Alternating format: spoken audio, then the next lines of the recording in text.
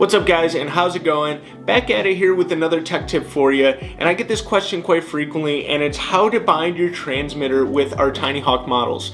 So go ahead and grab your Tinyhawk model and your transmitter and let's get started. The first thing we're going to have to do is locate our bind button, and on some of our models like the Tinyhawk 2 Freestyle, it's going to be easier to locate it because we have the holes on the bottom of the frame here. So you'll be able to look right in there and find the button and press it with a screwdriver or something that's non-metallic, preferably, to put it into bind mode.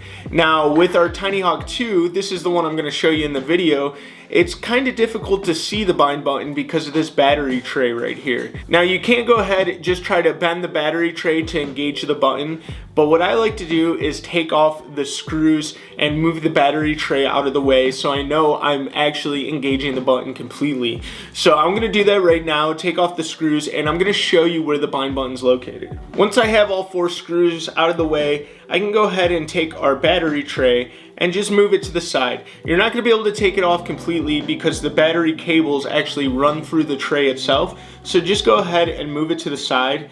Now that we have it completely out of the way, you can physically see the bind button. It's going to be the black button with the silver casing, and right next to it on the board itself, it is actually stamped with the word bind, and that's going to be the button you're going to want to press. When binding, the first thing you're going to want to do is plug in the aircraft, and once the aircraft is plugged in, you can go ahead and just press the bind button.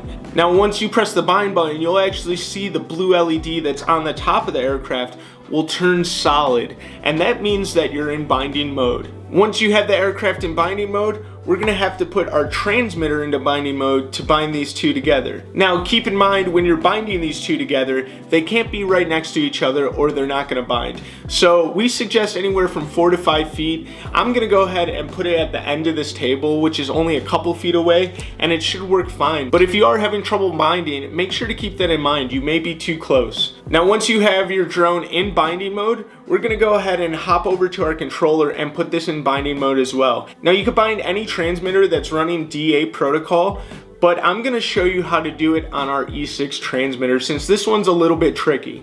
So the first thing you're going to want to do is power on the transmitter. Now to put our E6 transmitter into bind mode, we're going to have to hold down the 2 trim buttons in the down position. Once you're holding both buttons in the down position, you'll notice a red LED illuminate on the transmitter, and that means it wants to go into bind mode. So once you see that red LED, you'll let go of the trim button, and now the LEDs will start to flash green and red. That means you are binding. To verify that both of them are bound up properly, you'll go ahead and look back on the Tinyhawk 2, and you'll notice the LED starts to flash blue. That means that they are bound. So the next thing you could do is go ahead and recycle the power on both the transmitter and the drone. And now we can go ahead and test arm and make sure the drone is working properly. Now when you power on your drone, you're going to want to make sure your transmitter turns on first, and then you can go ahead and plug in your drone.